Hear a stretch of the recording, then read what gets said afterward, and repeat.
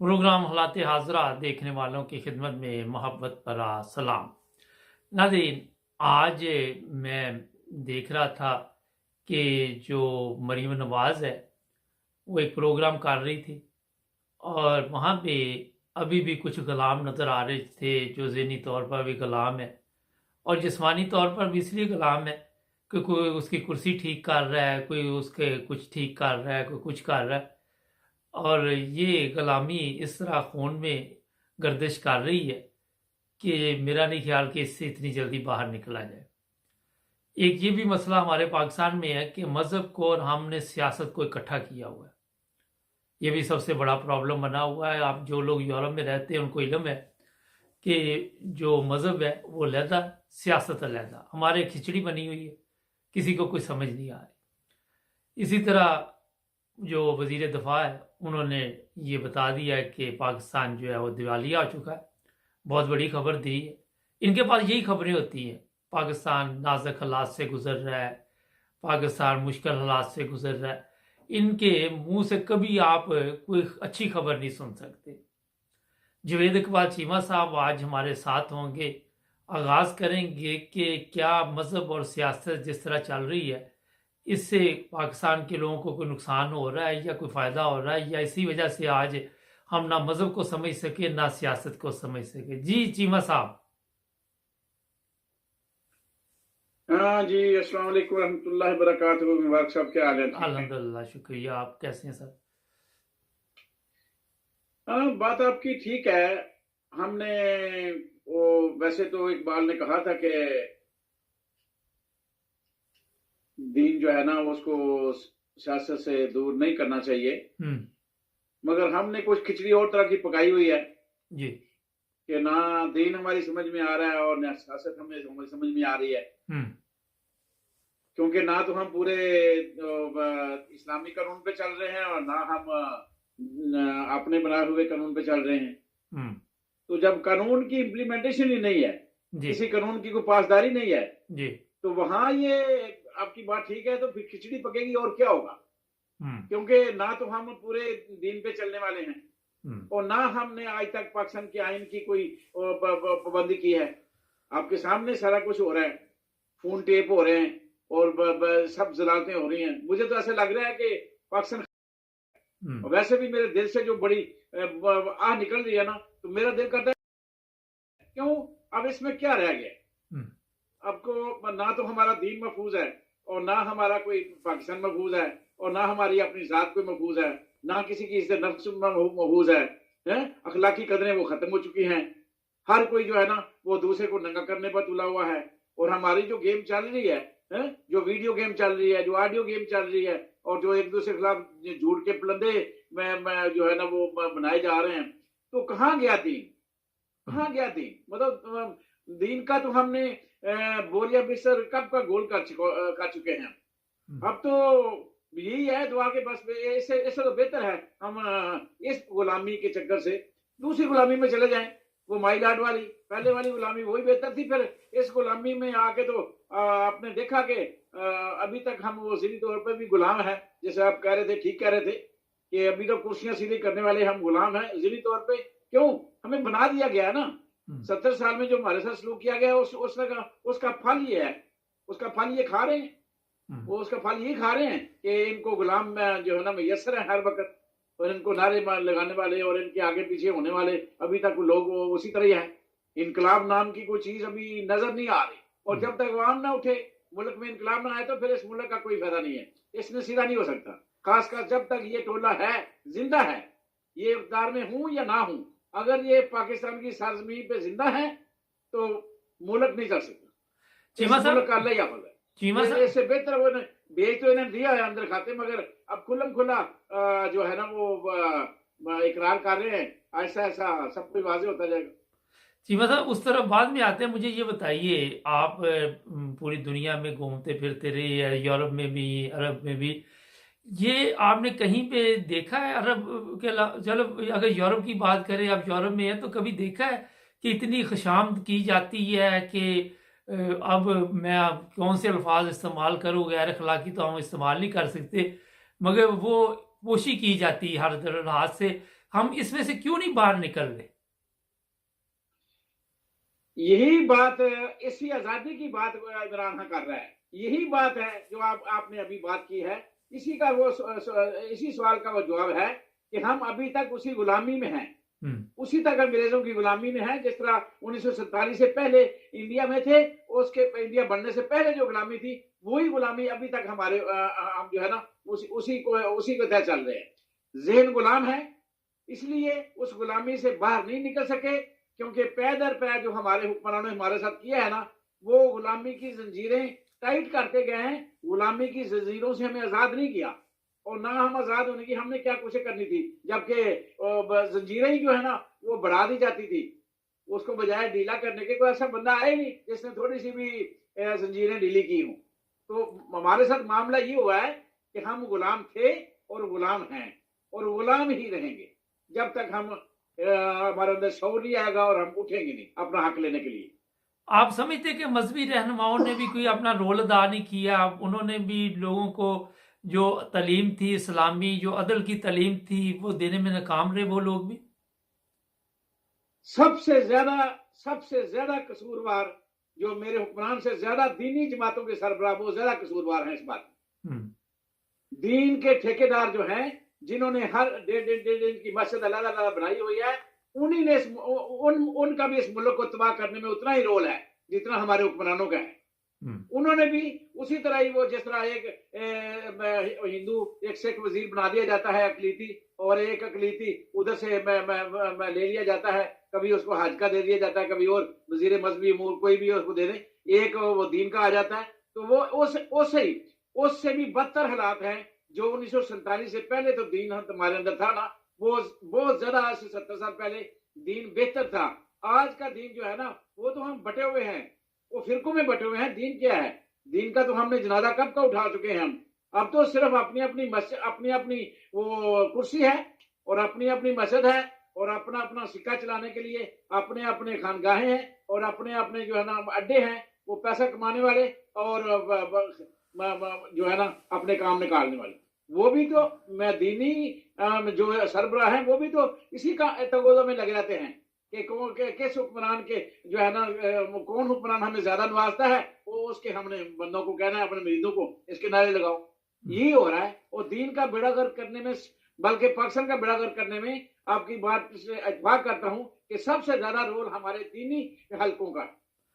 चीमा साहब, ये बताइए कि आप इस चीज़ को जानते हैं कि हमारे मीडिया पे भी इस तरह के प्रोग्राम चल रहे होते हैं कि सितारे फलां बंदे के बारे में ये कहते हैं, कोई हमारी किस्मत बदलने के लिए दाता साहब के बाहर बैठा हुआ है। आप क्योंकि इस्लामी तालीमात को समझते हैं, और कोई किसी की किस्मत बदल रहा है, कोई फूके मार के किस्मत बदल रहा है, कोई कोई गुजार रहा है, कोई कुछ कर। ये शिरक ने भी कुछ हमारा बेड़ा गर्क किया या नहीं किया? इसमें दीन के साथ ही ये मुंसलिक है ना आपका सवाल। ये तो देखिए, शिरक और बिद्दत और ये आजमात जितने भी हमने लिए हुए हैं, ये जहालत में जाते हैं। इसका दीन से कोई तल्लक नहीं है, इसका इल्म से कोई तल्लक नहीं है, जहालत में जाते हैं। तो इसका मतलब है अब हमने अपनी कौम को जहालत से निकाला ही नहीं है, बल्कि मजीद उनको जहालत के आगे गिराया है। जिस तरह सिंध में हो रहा है, जनूबी पंजाब में हो जाए, साईं के पाँव, साईं आते ही साईं के पाँव पे पड़ जाते हैं, साईं के पाँव के सलाम करते हैं, साईं को सजदा करते हैं। तो ये सारा कुछ अभी पाकिस्तान में हो रहा है, कोई दूसरे मुल्कों में नहीं हो रहा। पाकिस्तान में सबसे ज्यादा इस बेगैरती का काम जो है ना, ये हो रहा है कि सबसे ज्यादा दीन का बेड़ा गर्क करने में हमारे दीनी हल्के जो है, उन्होंने ये किरदार अदा किया। और आज भी वो साईं के कदमों के हम सजदा करते हैं। आज भी हम जो है ना वो सारा कुछ, आप पीर बुगाड़ा के कभी सिंध में जाएं, आप पीर बुगाड़ा की फैमिली को देखें, वो उसको रूह अल्लाह उसको सजदा करते हैं, उसको उसके बगैर उनका कोई काम ही नहीं होता।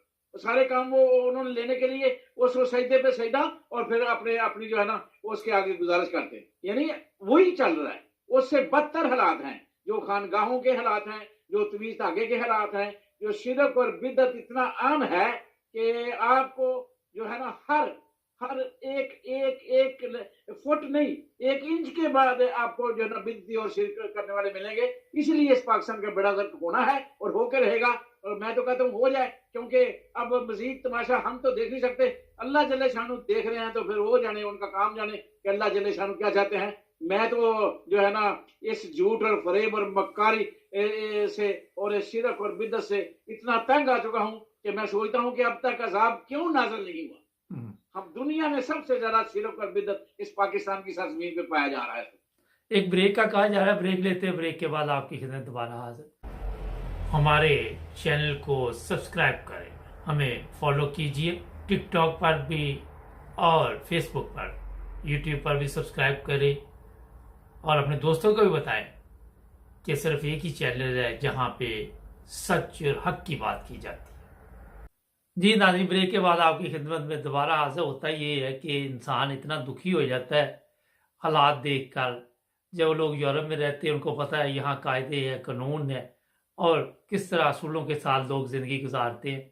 और यही चीमा साहब की कफ़ियत है, अगर आप समझें तो वो यही कहना चाहते हैं कि हम अखलाकी तौर पर ख़त्म हो चुके हैं, और जब कौमों की अखलाकियात ख़त्म हो जाती है तो पीछे बचता कुछ भी नहीं।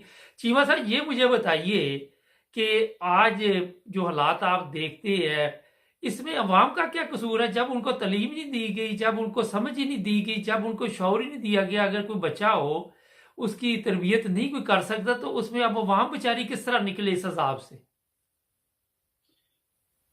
देखें, 1947 में भी तो जब हिंदुस्तान में हम रहते थे उस वक्त भी तो यही हालात थे।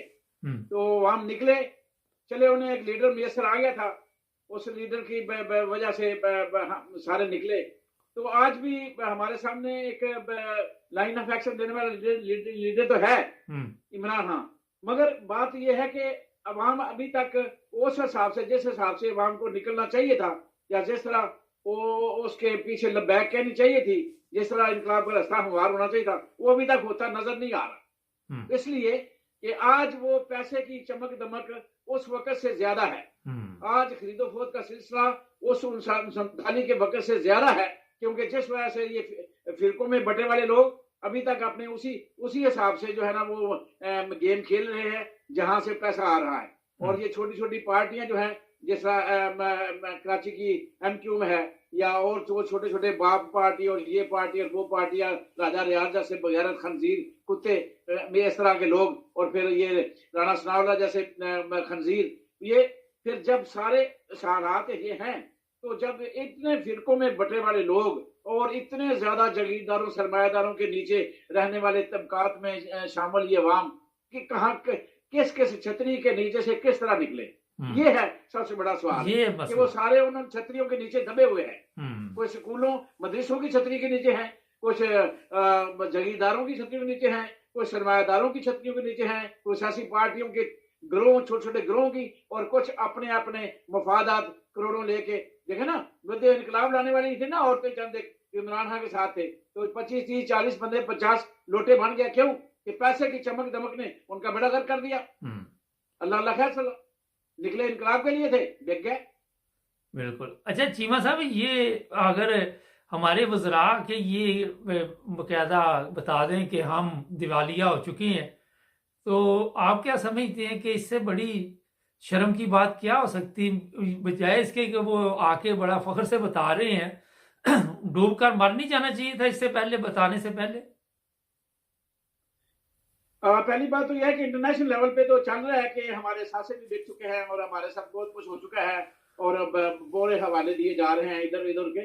मगर सबसे बड़ी बात, अहम बात यह है कि एक वजीर दिफा जो है इस वक्त वजीर है, मौजूदा हुकूमत में है, और वो जो बकवास कर रहा है रंगबाज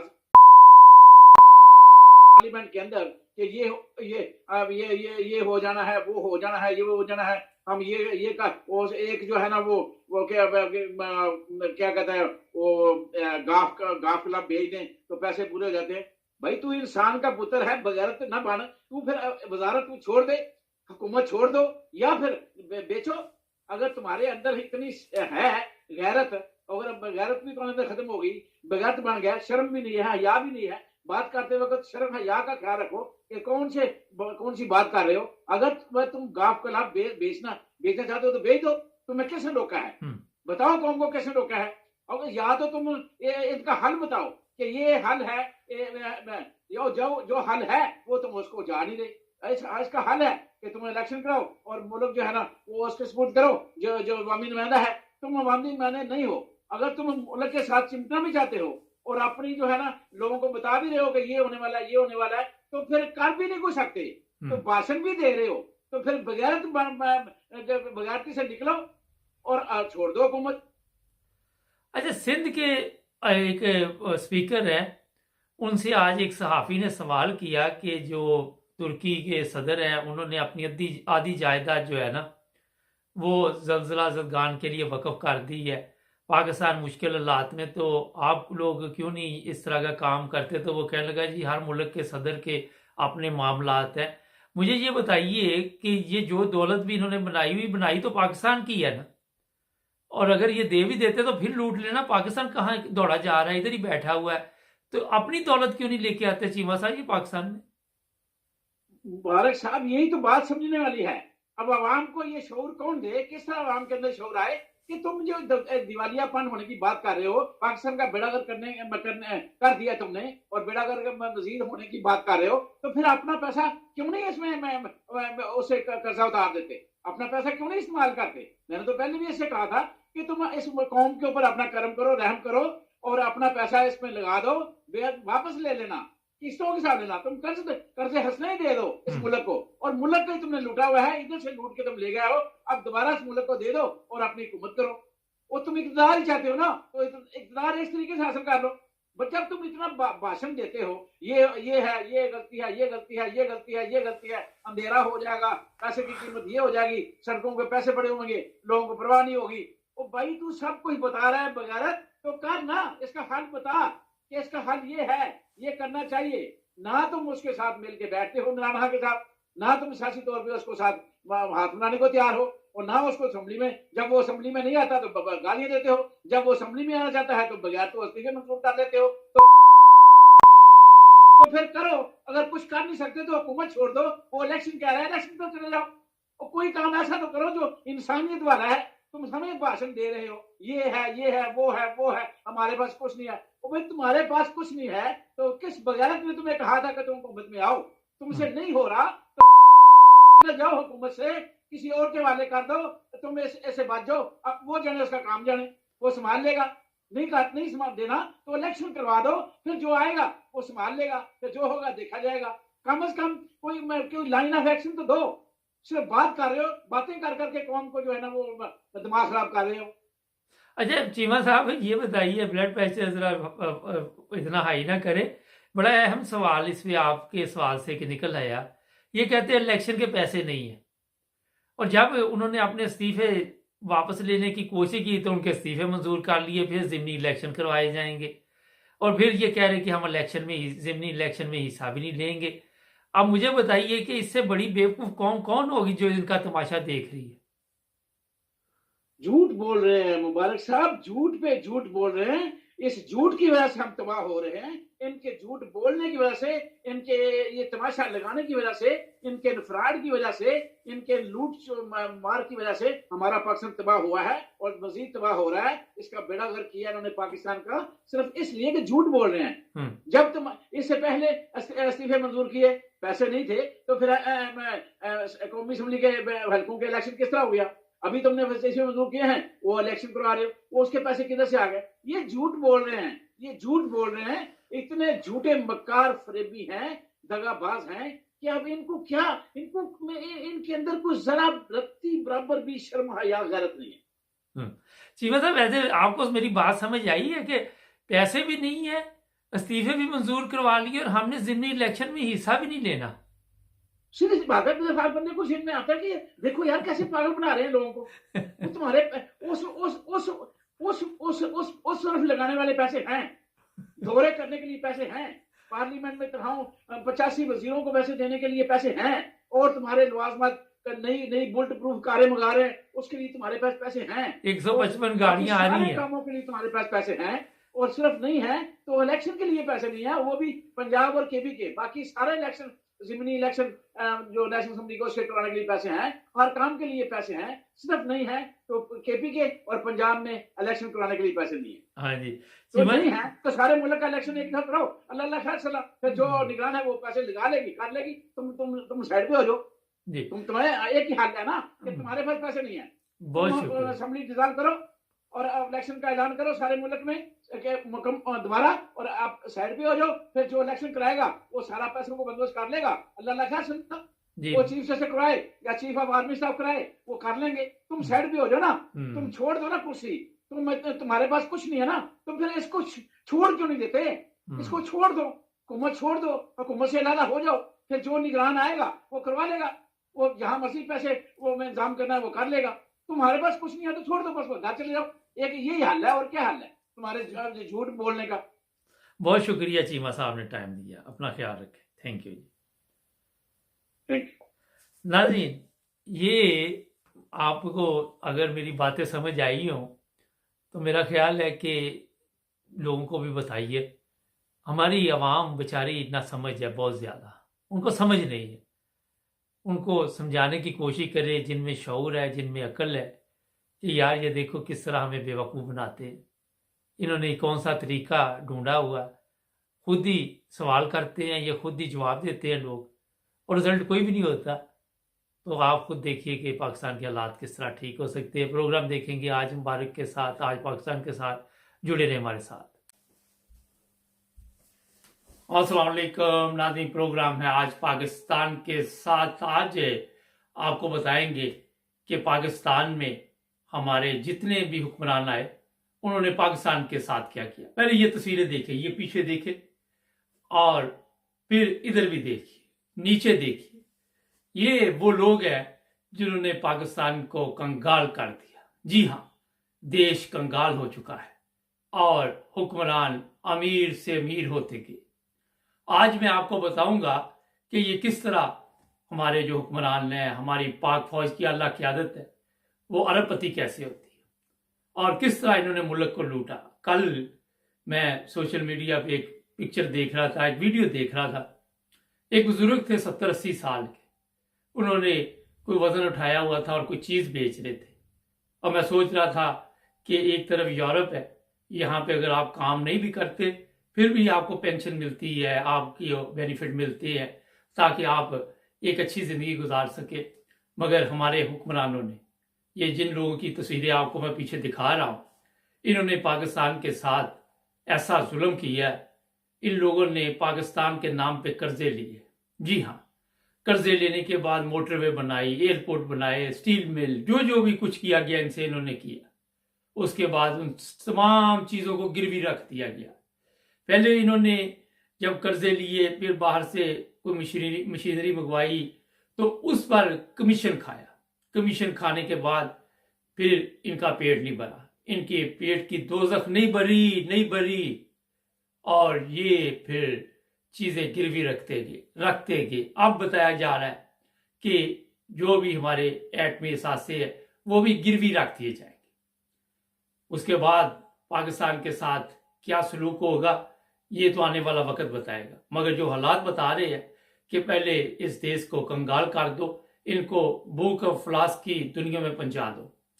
अब अगर कोई मुल्क हमारे ऊपर हमला करता है, हिंदुस्तान फर्ज करे हमारा दुश्मन है, वो हमला कर देता है, हम तो मेरा नहीं ख्याल के 2 दिन भी निकालें, हमें कोई मदद नहीं करेगा। आप देखें, आपका कोई अजीज, कोई रिश्तेदार जिसके पास दौलत हो और फिर दौलत खत्म हो जाए तो सब रिश्तेदार भी गायब हो जाते हैं, सब मिलने वाले तितर बितर हो जाते हैं।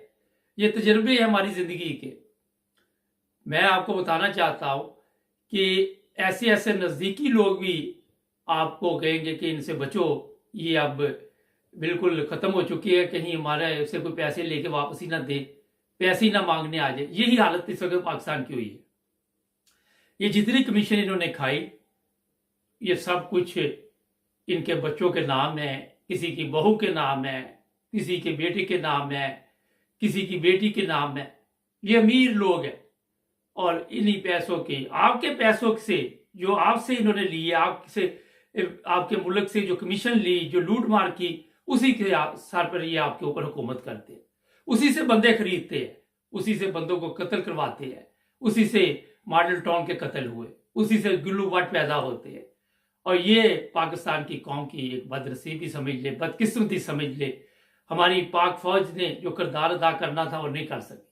पाक फौज का जो किरदार था वो आप सबके सामने, ये प्रॉपर्टी डीलर बन गए। इनके फार्म हाउस, इनकी दुबई में प्रॉपर्टी, इनकी लंदन में प्रॉपर्टी, इनकी ऑस्ट्रेलिया में प्रॉपर्टी, इनकी बेल्जियम में प्रॉपर्टी। पाकिस्तान जो कि एक गरीब मुल्क है, आज तक वहां पे कोई हुक्मरान ऐसा नहीं है जिसने पाकिस्तान के लोगों का सोचा। कहते जी पाक फौज ना होती तो पाकिस्तान ना होता। किस मुल्क की फौज नहीं होती मुझे बताइए? कौन सा मुल्क है दुनिया में जहां पर फौज नहीं है? अमेरिका में नहीं, कनाडा में नहीं, जर्मनी में नहीं, इंग्लैंड में नहीं। किसी गरीब मुल्क की बात कर ले तो वहां पे भी फौज है। अफगानिस्तान में भी फौज है, बांग्लादेश में भी फौज है, हिंदुस्तान में भी फौज है। हमारी फौज तो कोई स्पेशल फौज है जनाब। हमें सिर्फ इसी तरह लोगों को बताया गया कि फौज ने पाकिस्तान को संभाला हुआ, लेकिन अब पता चला कि फौज ने पाकिस्तान को संभाला नहीं। पाकिस्तान का जो नुकसान फौज ने किया, अगर एक जर्नैल भी बंदे का पुत्र आ जाता, कोई इंसान का बच्चा आ जाता तो पाकिस्तान की याद नहीं थी। हाँ, जो कोई आपको सच बताए उसे गिरफ्तार करो, उसे पकड़ लो। सोशल मीडिया पे कोई बच्चा उठ के ये कह दे कि हम अब अपनी पाक फौज से मुतमिन नहीं, तो उसको पकड़ लो। ये इन्होंने सीखा, ये हमें दिया, और आज देख ले बेशुमार लोगों पे जुल्म किया गया। कई दिमागी तवाज़ुन खो बैठे, कई लोग आज तक लापता है, मिलते ही नहीं। अदालतें सुन, अदालतों ने अपना किरदार अदा नहीं किया। अदालतों की हालत देख लें आप कि उनके फैसलों पर अमल नहीं किया जाता, क्योंकि अदालतों को पता है कि उनकी औकात क्या है। उन्होंने कभी भी पाकिस्तान के लिए फैसले नहीं किए, उन्होंने कभी भी पाकिस्तान की अवाम को दिल से कबूल नहीं किया अदालतों ने। ना हमारी फौज ने दिल से कबूल किया, हमें नारों पे लगा दिया, हमें ये बताते रहे कि पाकिस्तान के लिए जान दे देंगे, मगर खुद इनकी हालत देख रहे। कराची में कभी वाक़या आता है, कभी पेशावर में वाक़या आता है। ISI दुनिया की मानी, इधर से किसी को मरवाना है तो वो मरवा देंगे अरशद शरीफ जैसे को। दुश्मन घर में आके घुस के रोज मारता है, इनको पता नहीं, होश नहीं, सोए हुए। बताया जाता उसामा बिन लादेन पता नहीं कितने महीने हमारे मुल्क में रहा, लेकिन किसी को इल्म नहीं था। मगर ये अवाम को पकड़ेंगे, अवाम पे जुल्म करेंगे। 25 मई को अवाम पे ये पुलिस जुल्म करती रही। अपनी इनकी हालत देख ले, पुलिस लाइन में कोई आ जाए तो इनसे संभाला नहीं जाता, इनको पता नहीं होता। कराची इनके पुलिस ऑफिस में लोग गुस्सा है, इनको पता नहीं। ये सिर्फ हमारे ऊपर जुल्म कर रहे हैं, अवाम के ऊपर जुल्म कर रहे हैं। आज आप देखें पाकिस्तान किस हालत पे पहुंच चुका है। अभी जो बातें सोशल मीडिया पे हमने की थी, पहले दिन हमने बताई थी, अब इंडियन मीडिया भी यही बातें कर रहा है कि एटमी साहब जो है वो अमेरिका के हवाले कर दी गई है, उनसे अरबों रुपये लिए गए हैं। आपके वजीर आके बयान देते, वजीर दफा बता रहा है कि पाकिस्तान दिवालिया हो चुका है। मुझे बताइए कि ये चीज़ें सब किसने दी? ये वही तस्वीरें जो आपको मैंने दिखाई हैं, ये हैं कौम के मुजरम, ये हैं कौम पर जुल्म करने वाले। इन्होंने वो जुल्म कौम पे किया, आप सोच नहीं सकते। एक मजहब के नाम पे जुल्म हुआ, उलमा है उन्होंने अपना किरदार अदा नहीं किया। उन्होंने लोगों पे जो इस्लामी तलीमात थी वो लाने की बजाय उन्होंने अपनी तलीमात शुरू कर दी। उन लोगों ने जिनको इन्होंने कहा कि ये हमें इस्लाम सिखाएंगे, वो करोड़पति हो गए, अरबपति हो गए, उनके अकाउंटों में पैसे पड़े हुए। कोई मौलवी मर जाता है तो बाद में पता चलता है इतने अरब इसके अकाउंट में, इतने लाख, इतने डॉलर इसके अकाउंट में। कभी आप देखें तो अगर ये बिल्कुल इंसाफ के साथ पाकिस्तान के साथ चलते, जो जो इनकी ड्यूटी थी, जो जो इन्होंने आइन के मुताबिक हलफ उठाया हुआ था, तो आज आवाम भी सुकून से रहती, इनकी भी आवाम इज्जत करती, और मेरा ख्याल है पाकिस्तान की भी दुनिया में इज्जत होती। हमारी हालत आप सबके सामने है कि किसी मुल्क में जल्जला आ जाए, किसी में सैलाब आ जाए, तो हम उनकी मदद नहीं कर सकते, हमारे पास है ही कुछ नहीं। और उनको भी पता होता कि इनसे कहाँ से मदद आनी है, तो रोजाना हमारे से मांगने आ जाते। अभी आप देख ले तुर्की में जो कुछ हुआ वो भी आप सबके सामने। देखिए शर्म खत्म हो चुकी है, किसी को ये समझ नहीं आती कि इससे पाकिस्तान की इज्जत में फर्क पड़ता है। रोजाना इस तरह के जब वाकयात होंगे तो मेरा ख्याल है कि उससे किसी को कोई फर्क नहीं पड़ता। आप अंदाजा लगाए कि जो वजीर आके यहाँ पे बयान दे रहे हैं, जिस तरह वो पाकिस्तान के लोगों को बता रहे कि हम दिवालिया हो चुके हैं, उसके बाद लोगों के पास अब कुछ है।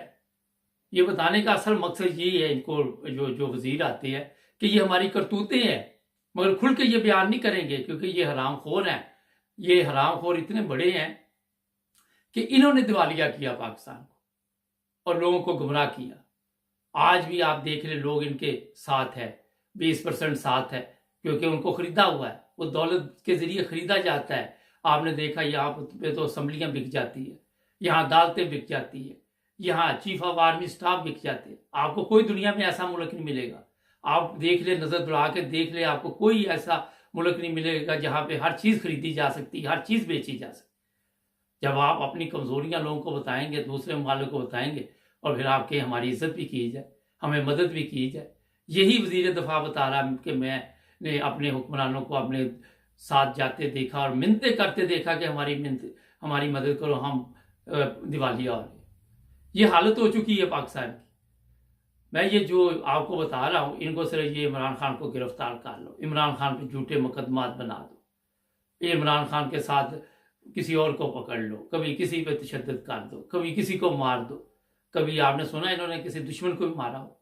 आज तक आपको ये नहीं मिलेगा। ये बताते रहेंगे कि हमने बड़ी कुर्बानियां दी, हमारी फौज ने बड़ी कुर्बानियां दी। वो बाबा कुर्बानियां दी होती तो नजर आती है। जो लोग कुर्बानी देते हैं उनकी हालत ये नहीं होती, उनकी हालत बदली होती है। आज आप तरक्की याफ्ता मुल्कों को देखें, कहाँ से कहाँ पहुंच, मगर हमारा वहीं का वहीं स्यापा पड़ा हुआ है। आज भी हम वही दर दर पे भीख मांग रहे। नाज़रीन, आज इमरान खान पाकिस्तान में बैठा हुआ है, मुल्क से भागा नहीं। आपके ये सियासतदान भी भाग जाते हैं, आपके ये जितने भी चीफ ऑफ आर्मी स्टाफ है, बड़ी बड़ी फौज की क़यादत के जो ऑफिसर है, वो भी भाग जाते हैं। वो बैठ के मुकाबला कर रहा है हालात का, और वो चाहता है कि पाकिस्तान की हालत बदले। और लेकिन ये लोग चाहते हैं कि पाकिस्तान की हालत ना बदले, सिर्फ हमारी हालत बदली रहे, और हम इनको इसी तरह गुलामी के साथ, रोज़ाना तशद्दुद के साथ डरा धमका कर इनको इस्तेमाल करते हैं। आपके हाथ में सब कुछ, आवाम के हाथ में। अभी भी जाग जाओ, अभी भी उठ जाओ, ये ना हो कि देर हो जाए। हमारे चैनल को सब्सक्राइब करें, जुड़े रहे हमारे साथ, ताकि और भी प्रोग्राम देखें। मिलेंगे नए प्रोग्राम में, अपना ख्याल रखें। अल्लाह हाफिज। अस्सलाम वालेकुम नाज़रीन, प्रोग्राम आज मुबारक के साथ यकूब साहब इटली से हमारा साथ देंगे आज के प्रोग्राम में।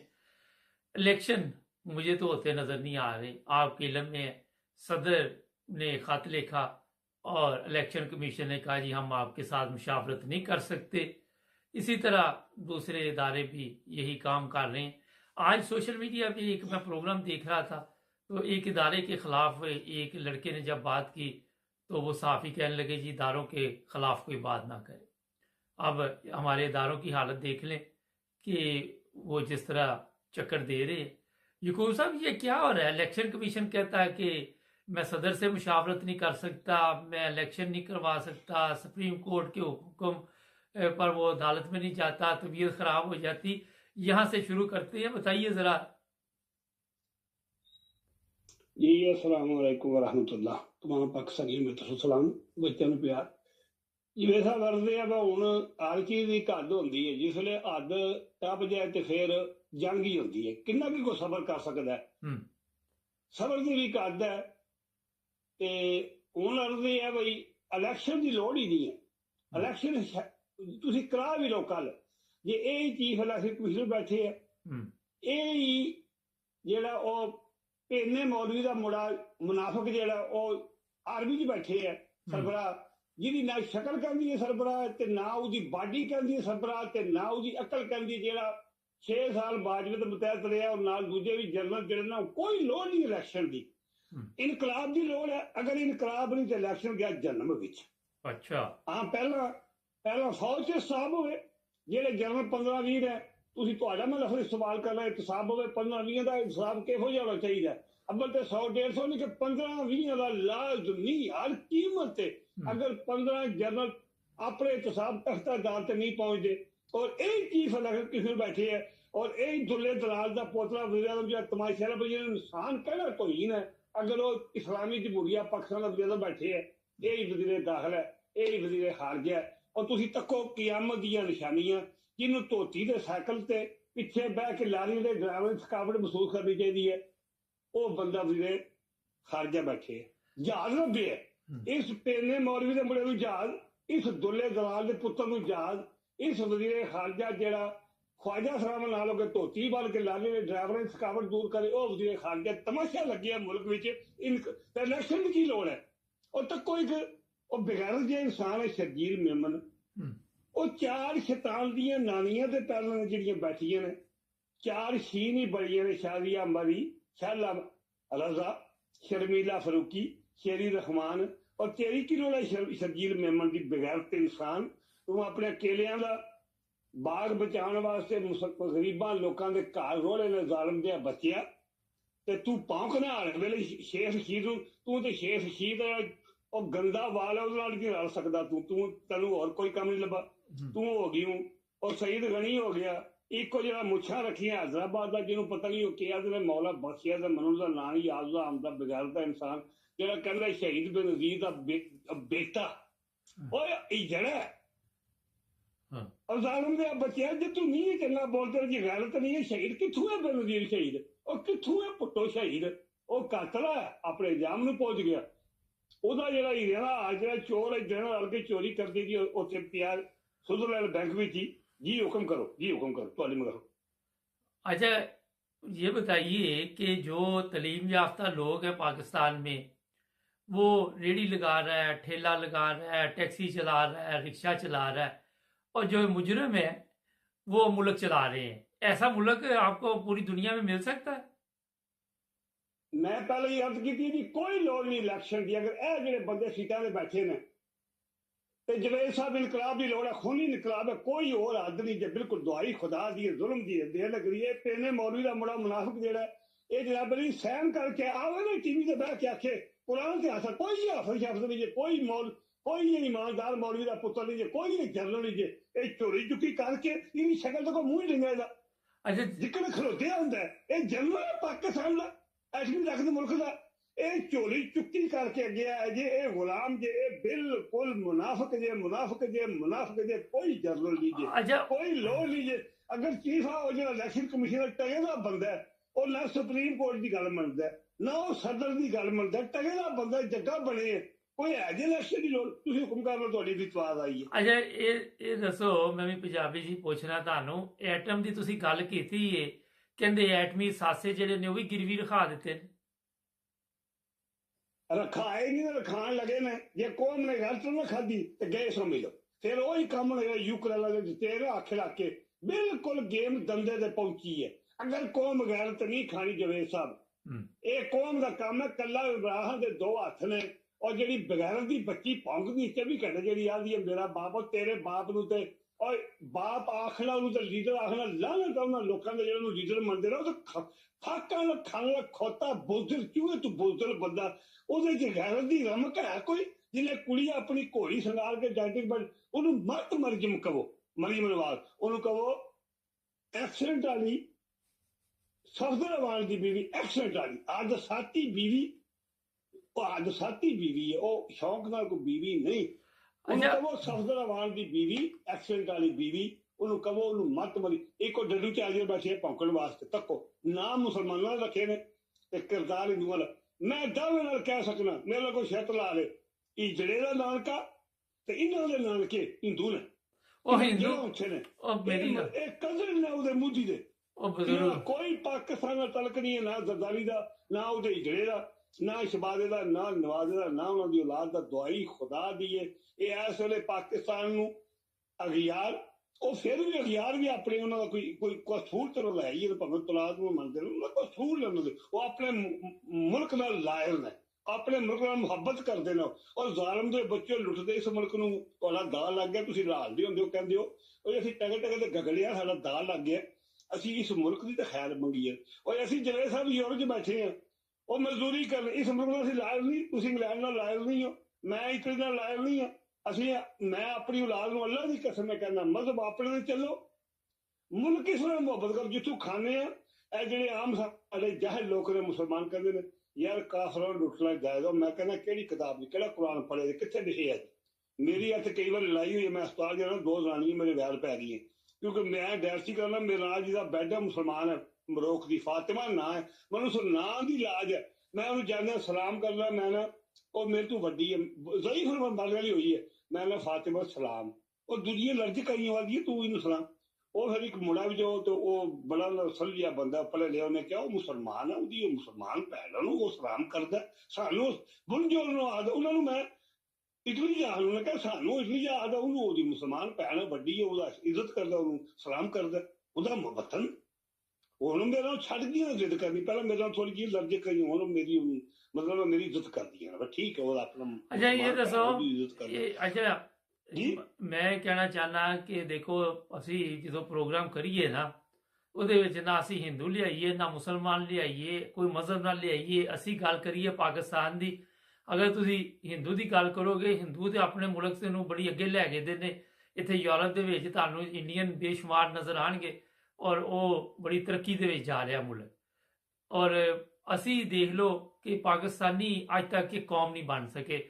ਅੱਛਾ ਇਹ ਦੱਸੋ ਕਿ ਹਰ ਜਗ੍ਹਾ ਤੇ ਅਸੀਂ ਮਜ਼ਹਬ ਕਿਉਂ ਲੈ ਆਨੇ ਵਿੱਚ? ਨਹੀਂ, ਮੈਂ ਜਿਹੜਾ ਮਜ਼ਹਬ ਦੀ ਗੱਲ ਕਰਨਾ, ਮੈਂ ਤੁਹਾਨੂੰ अर्ज ਕਰਨਾ, ਇੱਥੇ ਮੈਂ ਰਹਿਣਾ, ਮੇਰੀ ਪੂਰੀ ਬਿਲਡਿੰਗ ਸਿੱਖਾਂ ਦੀ ਹੈ, ਮੇਰਾ ਕੱਲਾ ਘਰ ਮੁਸਲਮਾਨਾਂ ਦਾ ਤੇ ਯਕੀਨ ਕਰੋ ਅਸੀਂ ਭੈਣਾਂ ਭਰਾ ਮੇਰੀ ਸਾਰੇ ਰਿਸਪੈਕਟ ਮੈਨੂੰ ਬਾਬਾ ਜੀ ਆਖਦੇ ਨੇ, ਕਿਉਂਕਿ ਮੈਂ ਇਨਸਾਨ। ਮੈਂ ਉਹ ਯਕੀਨ ਕਰੋ ਇੱਥੇ ਉੱਤੇ ਜਵਾਨ ਮੁੜਾਇਆ, ਉਹਦਾ ਇੱਕੋ ਹੀ ਬੱਚਾ, ਤੇ ਉਹ ਜਰਮਨੀ ਗਿਆ ਤੇ ਮਿਲਣ ਗਏ ਰਿਸ਼ਤੇਦਾਰ ਨੂੰ, ਐਕਸੀਡੈਂਟ ਹੋਇਆ ਮਰ ਗਿਆ। ਮੈਂ ਉਹਦਾ ਇੱਕੋ ਹੀ ਬੱਚਾ, ਤੇ ਮੈਂ ਆਪਣੀ ਬੀਵੀ ਨੂੰ ਕਹਿੰਦਾ ਕੋਈ ਸ਼ਾਇਦ ਚੰਗੀ ਪਕਾ ਕਰ ਉਹਨੂੰ ਦਿਆ ਕਰ, ਜ਼ਰਦਾ ਫਰੂਟ ਕੋਈ ਸ਼ਾਇਦ, ਮੈਂ ਕਿਹਾ ਝੂਠਾ ਨਹੀਂ ਤਾਜ਼ਾ, ਕਿ ਉਹ ਬੱਚਾ ਯਤੀਮ ਹੋ ਗਿਆ, ਉਹਦੀ ਬੀਵੀ ਉਹਦੀ ਸਫਾਈ ਕਰਦੀ ਹੈ। ਅਸੀਂ ਇਨਸਾਨ ਆ, ਮੈਂ ਮਜ਼ਹਬ ਨਾਲ ਆਪਣਾ ਹਿੰਦੂ ਦਾ ਆਪਣਾ, ਸਿੱਖ ਦਾ ਆਪਣਾ, ਈਸਾਈ ਦਾ ਆਪਣਾ, ਖੁਦਾ ਇੱਕ ਹੈ ਸਾਡਾ ਮਖਲੂਕ, ਸਾਰੇ ਇਨਸਾਨ। ਅਸੀਂ ਇਨਸਾਨੀਅਤ ਦੇ ਲਿਹਾਜ਼ ਨਾਲ ਮੈਂ ਹਰ ਮਜ਼ਹਬ ਦੀ ਰਿਸਪੈਕਟ ਕਰਦਾ, ਪਰ ਮੈਂ ਨਾ ਉਹ ਹਿੰਦੂ ਦੇ ਆਪਣੇ ਮੁਲਕ ਨਾਲ, ਸਾਡੇ ਮੁਲਕ ਵੀ ਹਿੰਦੂ ਹੈ, ਕਿਹਾ ਜਾਣਦੇ ਉਹ ਇੱਜ਼ਤ ਨਾਲ ਜ਼ਿੰਦਗੀ ਨਹੀਂ ਗੁਜ਼ਾਰ ਰਹੇ, ਈਸਾਈ ਨਹੀਂ ਸਾਡੇ ਮੁਲਕ, ਸਿੱਖ ਨਹੀਂ ਹੈ। ਲੇਕਿਨ ਮੈਂ ਕਹਿੰਦਾ ਕਿ ਇਹ ਨਾਲ ਲਿਬਾਦਾ ਮੁਸਲਮਾਨਾਂ ਦਾ ਉੜੀ ਹੈ, ਯਾਰ ਤੇ ਡਿਕਲੇਅਰ ਹੋ ਗਿਆ ਮਤਲਬ ਜੀ ਅਸੀਂ ਗੈਰ ਮੁਲਕ, ਤੇ ਇਹ ਮਦਦ ਕਰਦੇ ਨੇ। ਅੱਜ ਨਾ ਖੁਰਾਕ ਮੰਗਾਓ ਇੰਡੀਆ ਤੋਂ, ਇਸ ਇਨਸਾਨ ਸੈਕੜੇ ਬੰਦੇ ਦਾ ਕਾਤਲ ਹੈ, ਇਹ ਪੁਲਿਸ ਕੋਲ ਬੰਦੇ ਬਣਾਉਂਦਾ ਰਿਹਾ, ਅਰਬਾਂ ਰੁਪਏ ਦਾ ਡਾਕੂ ਇਹਦਾ ਪੁੱਤਰ ਦੋਵੇਂ, ਇਹਨੂੰ ਵਿਦਿਆਦਤ ਬਣਾਏ ਨੇ। ਇਹਨੇ ਅੱਧੇ ਲਾਹੌਰ ਨੂੰ ਆਪਣੀ ਕਮਿਸ਼ਨ ਖਾਣ ਵਾਸਤੇ ਪੂਰੇ ਲਾਹੌਰ ਦਾ ਨਕਸ਼ੇ, ਉਹ ਜ਼ਾਲਮ ਦਾ ਬੱਚਾ, ਤੂੰ ਆਰਾਮ ਨਹੀਂ ਖਾਣਾ, ਤੂੰ ਮੈਂ ਤੇ ਦੋਸਤ ਸੀ, ਤੇ ਤੂੰ ਥੱਲੇ ਮੈਟਰੋ ਬਣਵਾ ਨਾ, ਉਹ ਲਾਹੌਰ ਦਾ ਨਕਸ਼ਾ ਕਿਉਂ ਖਰਾਬ ਕੀਤਾ? ਤੂੰ ਸੈਕੜੇ ਲੋਕਾਂ ਦੀ ਪੁਰਾਣੇ ਮਕਾਨ, ਖਾਨਦਾਨੀ ਨਸਲ ਦੁਕਾਨਾਂ ਬਰਬਾਦ ਕਰ ਛੜੀਆਂ, ਲਾਹੌਰ ਦਾ ਤੂੰ ਨਕਸ਼ਾ ਹੀ ਖਰਾਬ ਕਰ ਛੜਿਆ। ਤੁਸੀਂ ਲਾਹੌਰ ਨੂੰ ਕਹਿਣ ਦੇ ਜੇ, ਮੈਂ ਗੱਲ ਸੁਣੋ, ਤੁਸੀਂ ਲਾਹੌਰ ਨੂੰ ਰੋਣ ਦੇ ਜੇ, ਮੈਂ ਕਹਿੰਦਾ ਪੂਰੇ ਪਾਕਿਸਤਾਨ ਦਾ ਬੇੜਾ ਗਰਕ ਕਰ ਦਿੱਤਾ ਇਹਨਾਂ ਨੇ। ਬੇਸ਼ੱਕ ਮੈਂ ਉਹਦੀ ਗੱਲ ਪਿਆ ਕਰਨਾ, ਉਹ ਤੁਸੀਂ ਆ ਜੋ ਜ਼ਾਲਮ ਸਾਨੂੰ ਲਾਹੌਰ, ਉਹ ਤੁਹਾਡਾ ਦਾਲ ਲੱਗ ਗਿਆ, ਤੁਸੀਂ ਬਗੈਰਤ ਇਨਸਾਨ ਹੋ ਆਏ ਹੋ, ਇਸ ਖਵਾਸ ਤੋਂ ਖੁਦਾ ਦੇ ਇਸ ਮੁਲਕ ਨੂੰ ਰਹਿਣ ਦਿਓ। ਹੁਣ ਤੁਹਾਡੀ ਜਵੇਦ ਸਾਹਿਬ ਗੱਲ ਕਰੋੜ ਰੁਪਈਏ ਦੀ ਹੈ, ਕੋਈ ਬਿਲਕੁਲ ਦਵਾਈ ਖੁਦਾ ਦੀ ਹੈ, ਆਈਟਮ ਬੰਮ ਛੱਡ ਕੇ ਇਹਨਾਂ ਨੇ ਕਰਮਾਂ ਆਪਣੀਆਂ ਇਸਤਾ ਵੇਚ ਕੇ ਇਹਨਾਂ ਨੂੰ ਦੌਲਤ ਚਾਹੀਦੀ ਹੈ, ਤੇ ਇੱਥੇ ਦੇ ਖਾਬੇ ਚ ਉਹ ਜ਼ਾਲਮੋ ਟੇਢੀ ਪਰਲੰਗ ਨੇ ਰੋਟੀ ਖਾਣੀ ਜੇ ਨਾ, ਉਹ ਗੰਢੇ ਨਾਲ ਨਹੀਂ ਪਤਾ ਕਿੱਥੇ ਨਾਲ ਖਾ ਲੈਂਦਾ। ਲੇਕਿਨ ਉਹ ਤੁਸੀਂ ਕਿੱਥੇ ਖੜ ਲੈਂਦੇ ਪੈਸੇ, ਇਹ ਪੈਸੇ ਕਿੱਥੇ ਖੜ ਲੈਂਦੇ ਹੈ? ਪਰ ਉਹ ਮਰੀਮ ਤੇ ਕਹਿੰਦੀ ਮੇਰਾ ਕਸੂਰ ਨਹੀਂ ਹੈਗਾ, ਮੇਰੀ ਤੇ ਹਕੂਮਤ ਹੀ ਨਹੀਂ ਹੈਗੀ, ਮੇਰਾ ਤੇ ਤਲਕ ਹੀ ਨਹੀਂ ਇਸ ਹਕੂਮਤ ਨਾਲ। ਤੂੰ ਹੈ ਕੌਣ ਹੈ ਗੱਲ ਕਹਿਣ ਵਾਲੀ? ਤੇਰੀ ਇਸ ਗੱਲ ਤੇ ਲੜ ਦੱਲੀ ਔਰਤ, ਗੰਦੀ ਬੇਗੈਰਤ ਬਾਪ ਦੀ ਬੇਗੈਰਤ ਬੱਚੀ, ਉਹ ਤੇਰਾ ਘੁੰਮਣ ਦਾ ਕੀ ਤਲਕ ਹੈ? ਤੂੰ ਸਜ਼ਾਵਾਰ ਔਰਤ ਹੈ, ਸਭ ਜਿਤਨੀ ਉਹਨੇ ਆਰਾਮ ਦੀ ਇਕੱਠੀ ਕਮਾਈ ਕੀਤੀ ਹੈ। ਇਹ ਜਿਹੜੇ ਲੋਕਾਂ ਨੂੰ ਮੈਂ ਕਰਾਂ 20 ਵਾਰੀ ਕਿਹਾ ਇਹਨਾਂ ਦੇ ਨਾਂ ਨੂੰ ਮੁਸਲਮਾਨਾਂ ਦੇ ਬਰਾਬਰ ਕਰੋ। ਦੂਜੀ ਗੱਲ ਇਹ ਹੈ ਬਈ ਜਿਹੜਾ ਤੁਸੀਂ ਆਖਦੇ ਹੋ ਬਈ ਇਹ ਆਪਣੀ ਦੌਲਤ ਬਾਹਰ, ਉਹ ਇਹਨਾਂ ਦੀ ਆਖੋ ਆਰਾਮ ਦੀ ਦੌਲਤ ਹੈ। ਜ਼ਰਦਾਰੀ ਕੋਲ ਆਰਾਮ ਦੀ, ਜਿਹਨੇ ਜ਼ਰਦਾਰੀ ਨੂੰ ਜਿਹੜੇ ਉਹਦੇ ਨਾਲ ਫਾਰਵਰਡ ਲੱਗੇ ਰਹੇ ਸੀ ਸਾਰਿਆਂ ਕੋਲ ਆਰਾਮ ਦੀ ਦੌਲਤ ਹੈ। ਨਵਾਜ਼ ਸ਼ਰੀਫ ਕੋਲ ਆਖੋ ਆਰਾਮ ਦੀ ਦੌਲਤ, ਸਾਡੀ ਦੌਲਤ ਲੁੱਟ ਕੇ ਬਾਹਰ ਖੜੀ ਨੇ, ਆਰਾਮੀਆਂ ਨੇ ਆਰਾਮ ਦੀ ਦੌਲਤ ਖੜੀ ਹੈ, ਆਪਣੀ ਨਹੀਂ ਖੜੀ। ਨੌਕਰੀ ਕੀਤੀ, ਇਹ ਜਦੋਂ ਦੀ ਮਰੀਮ ਪੈਦਾ ਹੋਈ ਹੈ ਇਹਨੇ ਨਾ ਨਹੀਂ ਲਾਏ, ਇਹਨੇ ਕਮਾਈ ਕੀਤੀ, ਕਿੱਥੇ ਨੂੰ ਨੌਕਰੀ ਕੀਤੀ ਹੈ? ਉਹਦੀ ਨੌਕਰੀ ਕੀਤੀ ਹੈ ਸਫਦਰਵਾਨ ਦੀ ਕੀਤੀ ਹੈ, ਜਾਂ ਇਹਨੇ ਨੌਕਰੀ ਕੀਤੀ ਹੈ ਇਹਦੀ ਭੈਣੂ ਤੇ ਅਰਬੀ ਦੀ ਨੌਕਰੀ ਕੀਤੀ ਹੈ, ਇਹਨੇ ਕਤਲ ਦੀ ਨੌਕਰੀ ਕੀਤੀ ਹੈ, ਔਰ ਫਰੀ ਫੰਡ ਐਵੇਂ 5 ਮਿੰਟ ਦਾ ਕੰਮ ਕਰੋੜਾਂ ਰੁਪਏ ਕਮਾਓ। ਇਹਨੇ ਇਹ ਨੌਕਰੀ ਕੀਤੀ, ਕਿੱਥੇ ਲੱਗੀ ਹੈ ਪ੍ਰੋਫੈਸਰ ਜਾਂ ਡਾਕਟਰ ਚਾਹੇ ਔਰਤ ਹੈ, ਉਹਦੇ ਦਾਦਾ ਨੂੰ ਦਾਖਲਾ ਨਹੀਂ ਮਿਲਿਆ। ਇਹ ਹੀ ਕੰਮ ਸਹੀ ਹੈ ਜਿਹੜਾ ਕਰਦੀ ਵੀ ਸਰਕਾਰ ਦੇ ਬਾਪ ਦੇ ਆਖੇ ਲੱਗ ਕੇ। ਔਰ ਤੇਰੇ ਕੀ ਘੁੰਮਤ ਹੈ ਬਈ? ਤੂੰ ਕਿੱਥੋਂ ਅੱਜ ਤੱਕ ਤੂੰ MP ਨਹੀਂ ਹੈ ਬਣੀ, ਤੂੰ BD ਮੈਂਬਰ ਨਹੀਂ ਹੈ ਬਣੀ, ਤੇਰੀ ਘੁੰਮਤ ਕਿੱਥੋਂ ਹੈ? ਨਹੀਂ ਬੇਗੈਰਤ ਬਾਪ ਹੈ।